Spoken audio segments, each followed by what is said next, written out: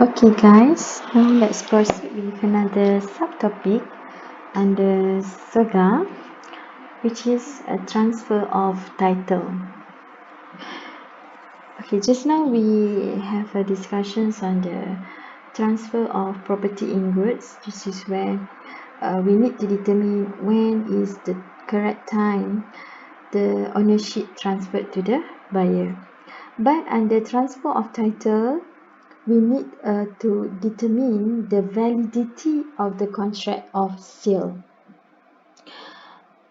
In other words, whether the seller has passed any good title to the buyer.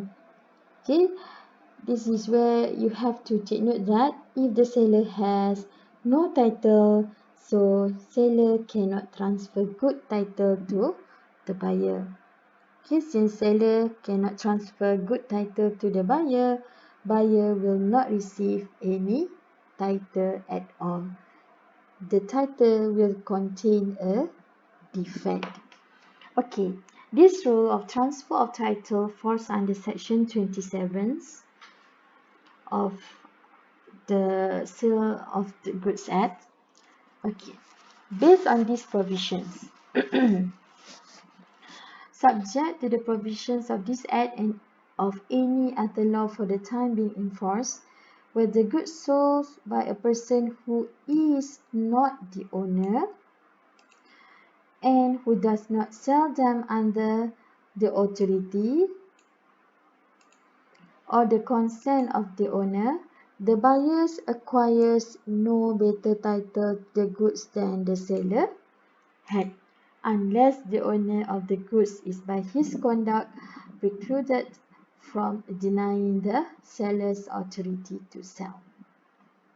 Okay, based on these provisions, this is where if the seller does not have any rights to sell the property, he cannot transfer better title to the buyer. Okay. In short, this is based on the English rule of nemo that quod non habet rules. Based on the rules of nemo that quod non habet means that no one can transfer a better title than he himself has. Okay, no one can transfer a better title than he has himself. If the seller has better title, then he can transfer to buyer better title.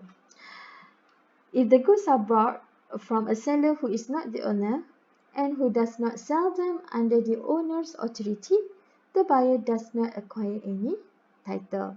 So before you enter into any transaction, you must make sure that the seller has right, okay, to sell the goods. In other words, seller must have title in order to transfer the ownership of the goods. The rationale behind of this rule is to protect the rights of ownership. Okay, sometimes the goods may be stole by the goods which were stolen, okay, from the owner. So the owner will be jeopardized of his own right. For example, the landmark case, Lin Tree Line against Zeno Limited, the respondent bought the materials for the project and delivered them to the construction site. The respondent discovered that the materials had been sold by Ahmad to the appellants for 14,000 ringgit, of which Ahmad had received 7,000 as part of the payment. It was held that Ahmad was not the owner of the chattel. Chattels here refer to the materials of the project. At the time he sold them to the appellant. As Ahmad has no title to the materials or has no authority to sell them, he could not give the appellants any title. See, rules in section 27 is important. Okay, the seller here is Ahmad. He has no title to be transferred to the buyer.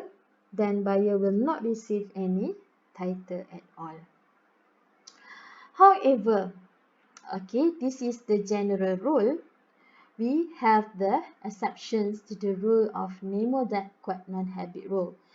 This is where if the contract falls under these exceptions, meaning the contract considered as valid, and the buyer will receive a good title or better title than the seller. There are 6 exceptions. First is Estoppel, sale by mercantile agent, sale by one of joint owners, sale under a voidable title, sale by a seller in possession after sale, and sale by a buyer in possession. Okay, so just in all these 2 cases, proceed with the exception. Okay, the first exception is Estoppel. What is meant by Estoppel? Estoppel means that you are prohibited. Okay, you here referring to owner. Owner is prohibited from denying the seller's authority to sell the goods. Okay, so this is meant by Estoppel. The owner is stopped from denying the seller's authority to sell. Based on section 27, where the owner by his conduct makes it appear to the buyer the person who sells the good has his authority to do so, and buyer relies on that conduct, then the buyer obtains a good title because the owner is precluded by his conduct from denying the seller's authority to sell. Okay, so for an illustration, Sami tells Ahsu in front of Mutu that Sami wants to sell Mutu's books to him, and Mutu keeps quiet. The owner of the books here is Mutu, seller is Sami, and Ahsu is buyer. If Sami sells the books to Ahsu, Mutu cannot complain that Sami has sold his book without his authority. So why Mutu cannot complain? This is because Mutu just keeps quiet at the time Sami represented to Asu that he wants to sell Mutu's book to him. Okay, as a normal person, okay, maybe Mutu um, will prohibit or forbid the transaction, right? Okay, but since he keeps quiet, so we assume that Mutu give authority to Sami to sell the books. So when Sami sell the books to Asu, he cannot complain that Sami has sold his book without his authority. Okay, next, sale by mercantile agent. This is the second exception. Based on section 27, where a mercantile agent is with the consent of the owner. Okay, we have the mercantile agents here. With the consent of the owner in a possession of the goods or of a document of title to the goods. Any sale made by him when acting in the ordinary course of business of mercantile agent shall be as valid if he were expressly authorized by the owner of the goods to make the same. However, the buyer must have acted in good faith, and at the time of the contract of sale had not received notice that the seller has no authority to sell. So under section 27, there are 4 requirements that must be fulfilled so the contract will become valid. First, you must prove that at the time of the sale, the mercantile agent must be in possession of the goods. He has the possessions of the goods with the consent of the owner. Okay? The mercantile agent sells the goods in the ordinary course of his business as mercantile agent, and the buyer has acted in good faith. Sorry. Okay, buyer must has acted in good faith. Okay. Allah, what happened here? Oh, Sorry. Oh, not responding. Okay, so take note based on section 27, sale made by the mercantile agent. Okay, first thing you need to know who is a mercantile agent.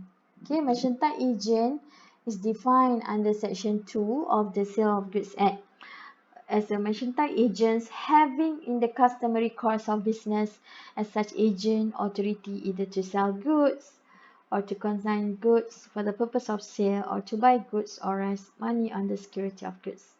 Okay, for example, a second-hand car dealer, okay, a broker or an auctioneer.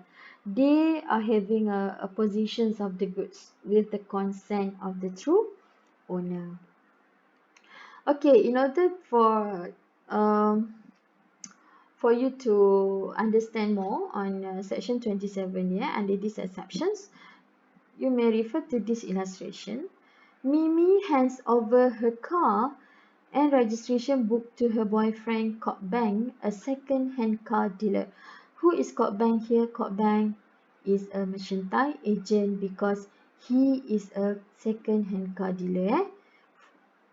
Bang sells Mimi's car to Ali, who buys in good faith without knowledge or notice of Bang's lack of authority. So Ali obtains good title to the car. In these situations, okay, the true owner of the goods is Mimi, and Mimi give consent for Bang to possess her car, right? Okay, however, Bang later sold Mimi's car to Ali. And the last condition that you must fulfill that Ali must buy the car in good faith. Okay, if Ali know that the car is belong to Mimi and he know that Bang is not the true owner of the car, then the sale is void. Okay, because he purchased the goods not in good faith. Okay, I hope that you understand these requirements. Okay, next we continue with the third exceptions.